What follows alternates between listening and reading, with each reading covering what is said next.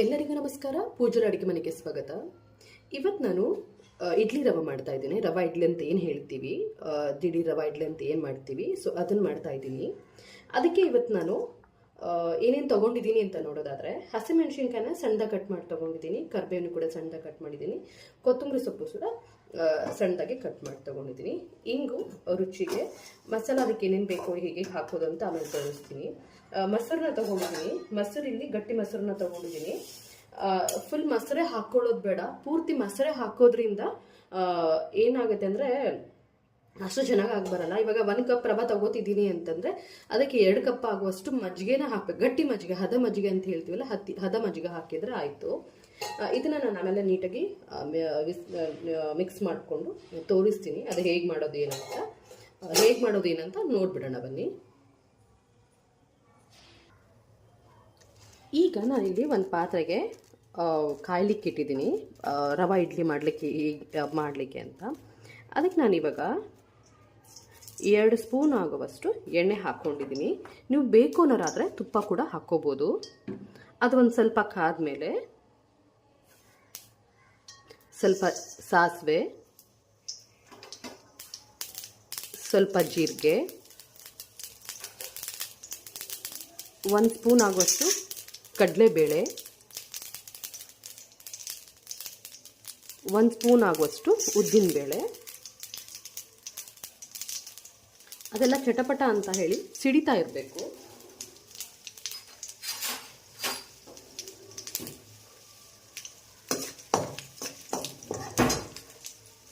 ಈಗ ಇದಕ್ಕೆ ಕಟ್ ಮಾಡ್ಕೊಂಡಿರೋಂಥ ಹಸಿಮೆಣಸಿನ್ಕಾಯಿ ಹಾಕ್ತಾ ಇದ್ದೀನಿ.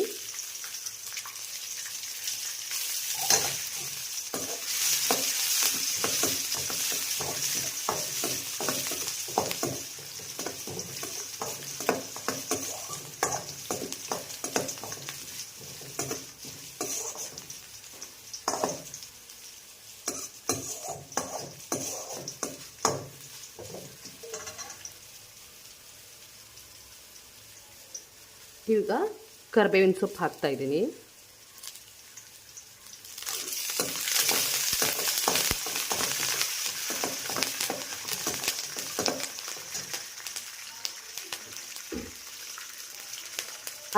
ಕಾಲು ಚಮಚ ಆಗುವಷ್ಟು ಹಿಂಗೆ ಹಾಕ್ತಾ ಇದ್ದೀನಿ ರುಚಿಗೆ.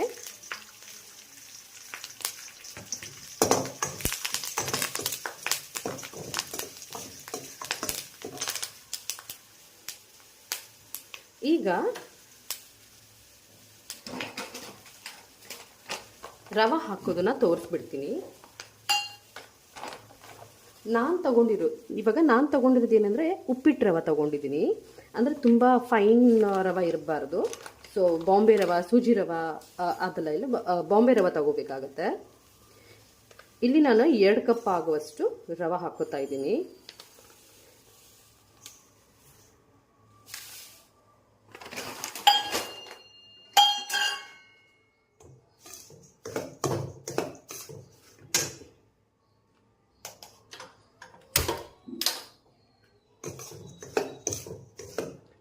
ರವಾನ ತುಂಬ ಹುರಿಬಾರ್ದು. ಇವಾಗ ನಾವು ಉಪ್ಪಿಟ್ಟಿಗೆ ಹೇಗೆ ಹುರಿತೀವಲ್ವ, ಲೈಕ್ ಆ ಥರ ಎಲ್ಲ ಹುರಿಬಾರ್ದು.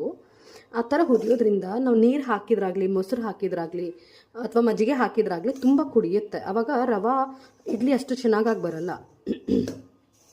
ಸೊ ಹಾಗಾಗಿ ನಾವು ನೋಡ್ಕೊಂಡ್ಬಿಟ್ಟು ಹುರಿಬೇಕು. ತುಂಬ ಹುರಿಬಾರ್ದು. ಜಸ್ಟ್ ಏನಂದರೆ ಒಂದು ಗರಂ ಅಂತ ಹೇಳ್ತೀವಿ, ಒಂದು ಬಿಸಿ ಆಗೋವರೆಗೂ ಮಾತ್ರ ಹುರ್ಕೋಬೇಕಷ್ಟೇ, ಜಾಸ್ತಿ ಹುರಿಬಾರ್ದು.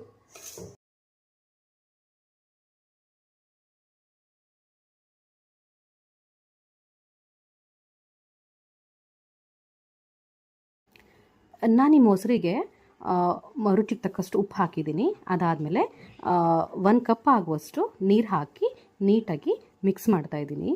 ನನಗೆ ಮುಂಚಿನ ಇದರಲ್ಲಿ ಒಂದು ಸ್ವಲ್ಪ ನೀರಿತ್ತು, ಅಂದರೆ ಮೊಸರು ಹೆಪ್ಪಾಕ್ದಾಗ ನೀರು ಬಿಟ್ಕೊಡುತ್ತಲ್ವ, ಸೊ ಅದು ಹೇಗೂ ಸ್ವಲ್ಪ ನೀರಿತ್ತು.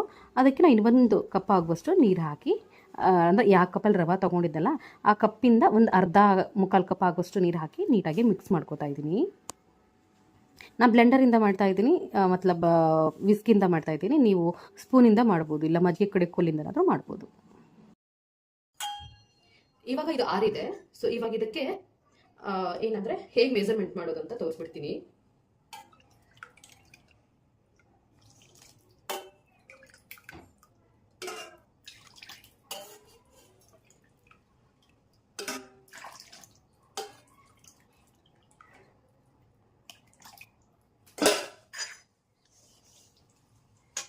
ಇದಕ್ಕೆ 1 ಸ್ಪೂನ್ ಆಗೋಷ್ಟು ಸಕ್ಕರೆ ಹಾಕೋಣ.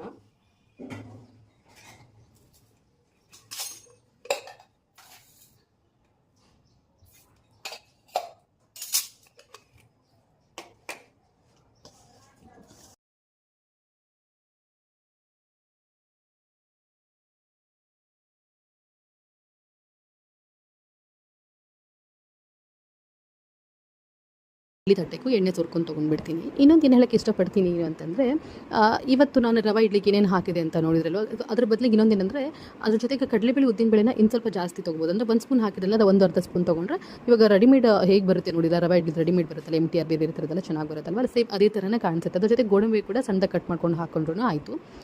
ನೆಕ್ಸ್ಟ್ ಟೈಮ್ ಪ್ರಿಮಿಕ್ಸ್ ಹೇಗೆ ಮಾಡೋದು ಏನಂತ ತೋರಿಸ್ತೀನಿ. ಪ್ರಿಮಿಕ್ಸ್ ಏನಂತ ಅಷ್ಟೇ ರೆಡಿ ಮಾಡೋದು. ಇವಾಗ ರೆಡಿಮೇಡ್ ನಾವು ಹೇಗೆ ಪೌಚ್ ತೊಗೊಂಡು ಬರ್ತೀವಲ್ವ ರವೆ ಇಡ್ಲಿದು, ಸೇಮ್ ಅದೇ ಥರನೇ, ಅದೇ ಜಸ್ಟ್ ಮೊಸರು ಹಾಕೊಂಡು ಕಲಿಸ್ಕೊಂಡ್ರೆ ಆಯಿತು. ಅದನ್ನು ಮನೇಲಿ ಹೇಗೆ ಮಾಡೋದು ಏನು ಅಂತ ನಾನು ನೆಕ್ಸ್ಟ್ ಟೈಮ್ ತೋರಿಸ್ತೀನಿ. ಇಡ್ಲಿ ನೋಡ್ತಾ ಇರ್ಬೋದು ಕರೆಕ್ಟಾಗಿ ಆಗಿದೆ. ನಿಮ್ಮದು ಗಟ್ಟಿ ಅಂತ ಅನಿಸ್ತು ಅಂದರೆ ಒಂದು ಸ್ವಲ್ಪ ಮಜ್ಜಿಗೆ ಅಥವಾ ಒಂದು ಸ್ವಲ್ಪ ನೀರು ಹಾಕ್ಕೊಂಡು ನೀಟಾಗಿ ಮಿಕ್ಸ್ ಮಾಡ್ಕೊಳ್ಳಿ. ನಾ ಹಾಕಿದ್ದು ಕರೆಕ್ಟಾಗೆ ಬಂದಿದೆ. ಇಷ್ಟಾದರೆ ಸಾಕು. ಇವಾಗ ಬೇಗ ಬೇಗ ಇಡ್ಲಿ ಪಾತ್ರೆಗೆ ನೀರು ಕಾಯ್ತಾ ಇದೆ.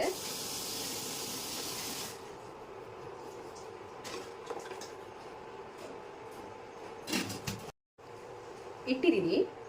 ಒಂದು 10 ನಿಮಿಷ ಇಡ್ಲಿ ಆದಮೇಲೆ ತೋರಿಸ್ತೀನಿ ಹೇಗಿದೆ ಅಂತ. ನೋಡ್ತಾ ಇದ್ದೀರಾ, ಇಡ್ಲಿ ಸಖತ್ತಾಗಿ ರೆಡಿಯಾಗಿ ಬಂದಿದೆ. ಅಷ್ಟೊತ್ತಿಗೆ ನಾವು ಸಾಂಬಾರು ಮಾಡ್ಕೊಂಬಂದ್ಬಿಡೋಣ. ಸಾಂಬಾರಿಗೆ ನಾನು ತೊಗರಿಬೇಳೆನ ತೊಳೆದ್ಬಿಟ್ಟು ತೊಗೊಂಡಿದ್ದೀನಿ. ಅಲ್ಲಿ ಕರಿಬೇವನ್ನ ಹಾಗೆ ಹಾಕಿದ್ದೀನಿ. 3 ಟೊಮೆಟೊ ಹಣ್ಣನ್ನು ಕಟ್ ಮಾಡ್ಕೊಂಡು ಹಾಕೋತಾ ಇದ್ದೀನಿ. ಇವತ್ತು ನಾನು ಕುಂಬಳಕಾಯಿ ಸಾಂಬಾರು ಮಾಡ್ತಿರೋದ್ರಿಂದ ರುಚಿಯಾಗುತ್ತೆ, ತುಂಬ ಇಡ್ಲಿ ತುಂಬ ಟೇಸ್ಟ್ ಆಗುತ್ತೆ. ಸೊ ಕುಂಬಳಕಾಯ್ದು ಮಾಡ್ತಾಯಿದ್ದೀನಿ. ನಾನು ಬೀಜ ತೆಗೆದು ಇಟ್ಕೊಳ್ತಾ ಇದ್ದೀನಿ ಕುಂಬಳಕಾಯಿ, ಯಾಕೆಂದರೆ ಅದು ಸೇಟ್ಸ್ ನನಗೆ ಎಲ್ಲರಿಗೂ ಗೊತ್ತು ಕುಂಬಳಕಾಯಿ ಬೀಜ ತುಂಬಾ ರೇಟು ಅಂತ. ಸೊ ಅದನ್ನು ಕೂಡ ನಾನು ಬೇರೆ ಬೇರೆ ಫುಡ್ಡಿಗೆಲ್ಲ ಯೂಸ್ ಮಾಡ್ತೀನಲ್ವ, ಡ್ರೈ ಆದಮೇಲೆ ಬಿಡಿಸಿಟ್ಕೊಂಡು ಬಿಡ್ತೀನಿ. ತುಂಬ ಸಖತ್ತಾಗಿರುತ್ತೆ. ಇವಾಗ ಪೀಸಸ್ ನೋಡ್ತಾ ಇದ್ದೀರಾ, ತುಂಬ ದೊಡ್ಡದು ತುಂಬ ಸಣ್ಣದು ಆ ಥರ ಬರೋದು, ಮೀಡಿಯಮ್ ಪೀಸಸಲ್ಲಿ ನಾನು ಹಾಕ್ಕೊಂಡಿದ್ದೀನಿ. ಈಗ ಒಂದು ಸ್ವಲ್ಪ ಅರಶಿನ ಪುಡಿ, 1 ಸ್ಪೂನ್ ಎಣ್ಣೆ ಹಾಕಿ ವಿಜಿಲ್ ಮಾಡಿಸ್ಕೊಂಬಿಟ್ರೆ ಆಯಿತು. 3 ವಿಜಿಲ್ ನಾನು ಮಾಡಿಸ್ಕೊತಾ ಇದ್ದೀನಿ. 3 ವಿಜಿಲ್ ಬಂದರೆ ಚೆನ್ನಾಗಿ ಕುಂಬಳಕಾಯಿನ ಕೂಡ ಹಣ್ಣಾಗಿ ಬಂದಿರುತ್ತೆ. ಅಷ್ಟರೊಳಗಡೆಗೆ ಇಲ್ಲಿ ಇವತ್ತು ಶುಕ್ರವಾರ ಅಲ್ವಾ, ಆಷಾಢ ಮಾಸದ್ದು ಲಕ್ಷ್ಮೀ ಪೂಜೆ ಅಲ್ವಾ. ಸೊ ಹಂಗಾಗಿ ಬೇಗ ದೇವ್ರನ್ನೆಲ್ಲ ತೊಳ್ಕೊಂಡು ಕ್ಲೀನ್ ಮಾಡ್ಕೋತಾ ಇದ್ದೆ.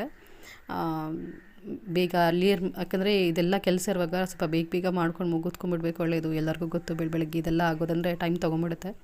ಸೊ ಇದೆಲ್ಲ ರೆಡಿ ಮಾಡಿ ಇಟ್ಬಿಟ್ಟು ನಾನು ಸ್ನಾನ ಮಾಡ್ಕೊಂಬರೋಷ್ಟೊತ್ತಿಗೆ, ಅಡುಗೆ ಮಾಡಿ ಮುಗಿಸೋಷ್ಟೊತ್ತಿಗೆ ನನ್ನ ಮಗಳು ಬಂದುಬಿಟ್ಟು ಪೂಜೆಗೆಲ್ಲ ಏನೇನು ಬೇಕೋ ಅದೆಲ್ಲ ರೆಡಿ ಮಾಡ್ಕೊಂಡ್ಬಿಡ್ತಾಳೆ. ತಲೆನೋವಿರಲ್ಲ.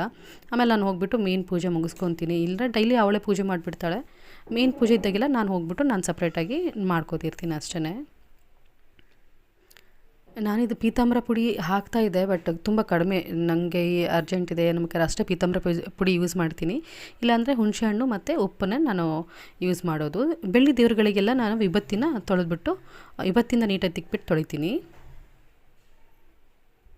ಇವಾಗ ಏನಂದರೆ ಸಾಂಬಾರಿಗೆ ಮಸಾಲ ರೆಡಿ ಮಾಡ್ಕೋಬೇಕಲ್ವ, ಅದಕ್ಕೆ ನಾನು ಒಣಕೊಬ್ಬರಿ ತೊಗೊಂಡಿದ್ದೀನಿ. ನೀವು ಬೇಕಂದರೆ ಹಸಿ ಕಾಯಿ ಕೂಡ ತೊಗೋಬೋದು.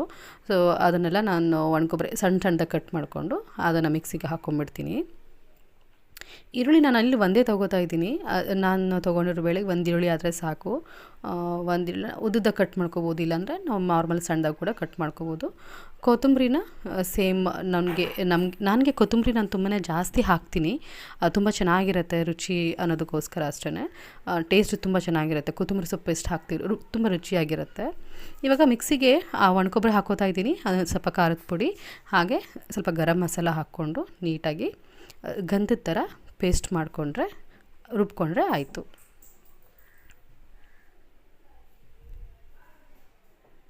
ನೋಡ್ತಾ ಇದ್ದೀರಲ್ವ ರುಬ್ಬಿರೋದು. ಇವಾಗ ಒಂದು ಪಾತ್ರೆಗೆ ಸ್ವಲ್ಪ ತುಪ್ಪ ಹಾಕ್ಕೊಂಡಿದ್ದೀನಿ, ಎಣ್ಣೆ ಕೂಡ ಹಾಕ್ಬೋದು. ಹಾಕ್ಕೊಂಡು ಅದಕ್ಕೆ ಸಾಸಿವೆ ಜೀರಿಗೆನ ಹಾಕ್ಕೊಂಡು ಚಟಪಟ ಅಂತ ಸಿಡಿದ್ಮೇಲೆ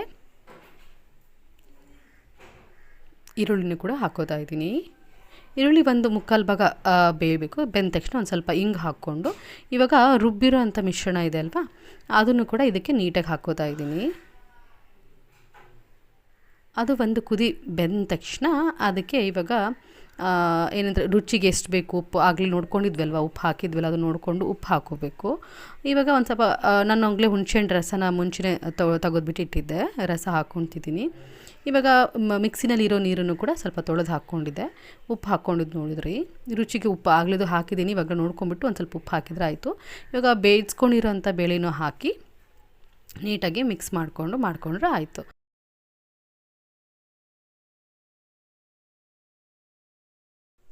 ಅದಕ್ಕೆ ನೋಡಿಕೊಂಡ್ರೆ ಎಷ್ಟು ಬೇಕೋ ಅಷ್ಟು ನೀರನ್ನ ಹಾಕ್ಕೊಂಡು ಅದಕ್ಕೊಂದು ಸ್ವಲ್ಪ ಹುಣಸೆಹಣ್ಣು ಹಾಕಿದ್ಮೇಲೆ ಬೆಲ್ಲ ಹಾಕಲಿಲ್ಲ ಹಂಗಿರೋಕ್ಕಾಗತ್ತಾ, ಬೆಲ್ಲ ಹಾಕ್ಕೋತಿದ್ದೀನಿ ಒಂದು ಸ್ವಲ್ಪ. ಅದಾದಮೇಲೆ ಕೊತ್ತಂಬರಿ ಸೊಪ್ಪನ್ನ ಹಾಕ್ಕೊಂಡ್ರೆ ಮುಗೀತು.